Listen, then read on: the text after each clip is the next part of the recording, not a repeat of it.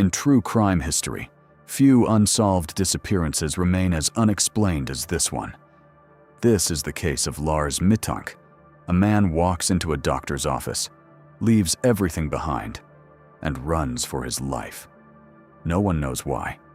He left his passport on the chair, his wallet, his phone, his luggage, all of it, left behind in the middle of a doctor's office, in the middle of a conversation. He got up, walked out, and never came back for any of it. That's not the part that's hard to explain. People abandon things. People run.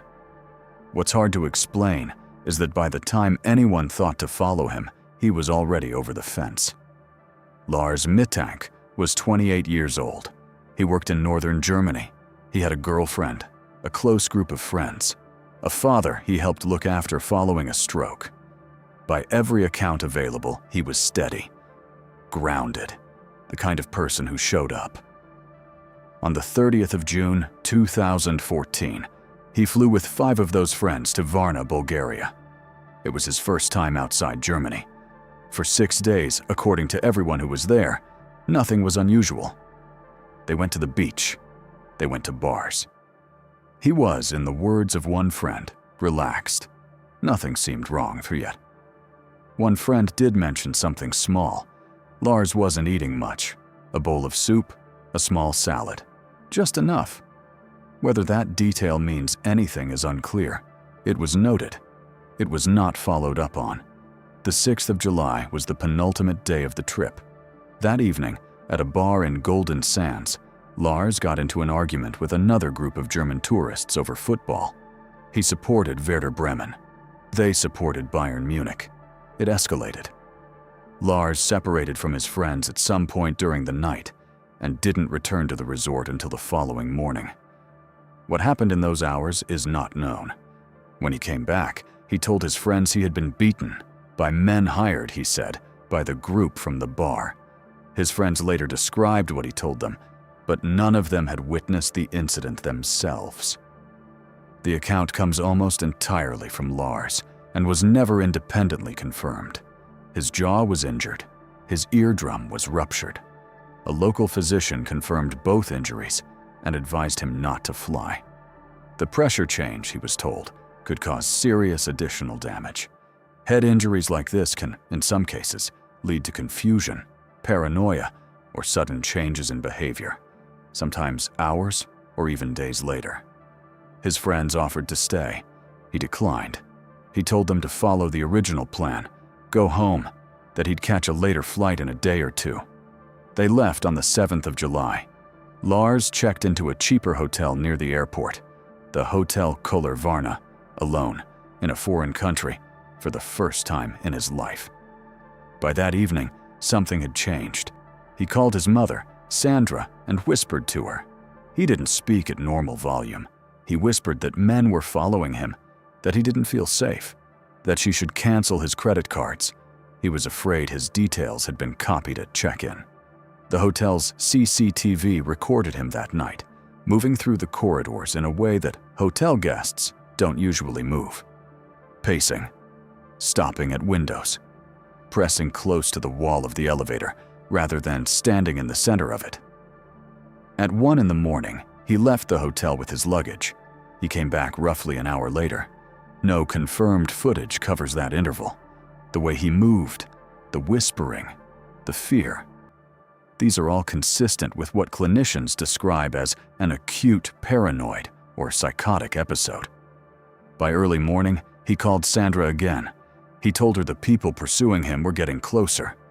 She booked him the first available flight home. She transferred 500 euros to his account.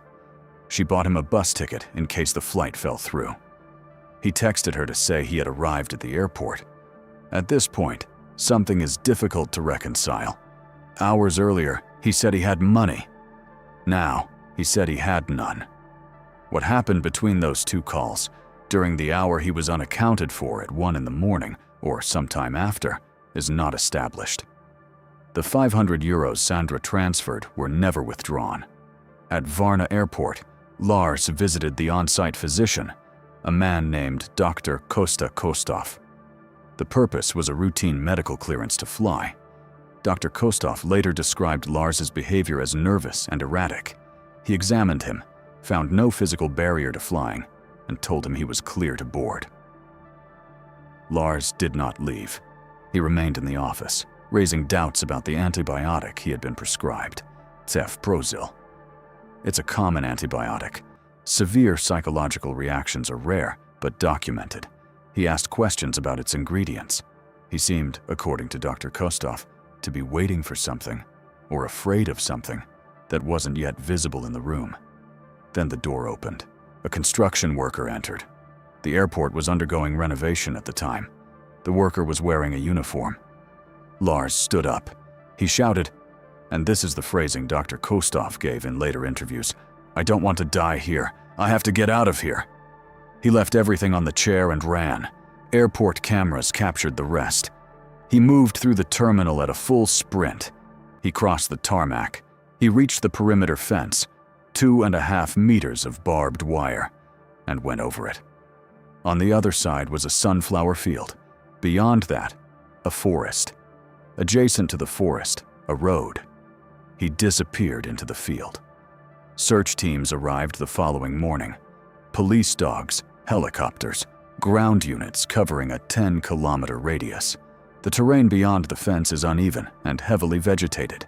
In summer conditions, visibility is low, and tracks can disappear within hours. If he had collapsed out there, they should have found him. They found no confirmed physical trace beyond the fence he had cleared. The German Federal Criminal Police Office, the BKA, became involved and coordinated with Bulgarian authorities through Interpol. Multiple reported sightings came in over the following years, from Bulgaria, from Germany, from Brazil. None were confirmed. All of this, the fight, the fear, the calls, the escape, unfolded in less than 48 hours. At this point, one question remains difficult to set aside. Dr. Kostov stated in interviews that Lars had not filled his prescription. There is no confirmed evidence that he took the antibiotic. The most widely circulated theory about what drove his behavior, a rare psychotic reaction to cefprozil, may therefore rest on an assumption that remains uncertain. The construction worker who entered the office that morning has not been publicly identified. There is no publicly available record confirming whether he was formally interviewed. What Lars saw when that door opened, what he interpreted, what he recognized or misrecognized, is unknown. Sandra Mittank has not stopped searching. As of 2025, she maintains an active online community of more than 55,000 people, continues to give interviews, and continues to distribute flyers. In November 2024, photographs of Lars, alongside an age progression image of how he might look today, appeared on smoothie bottles in 30,000 supermarkets across Germany, Austria, and Switzerland. More than 20 tips were received. None led anywhere. Lars would be 40 years old now. His belongings are still presumably in an evidence archive somewhere in Varna. His passport, his phone, his wallet. He left them on a chair in a doctor's office, got up in the middle of a sentence, and ran. What he was running from, whether it existed outside his perception, whether it had a name, whether it was in the room with him or only in his mind, remains 11 years later unanswered. And the door to that office has never really closed.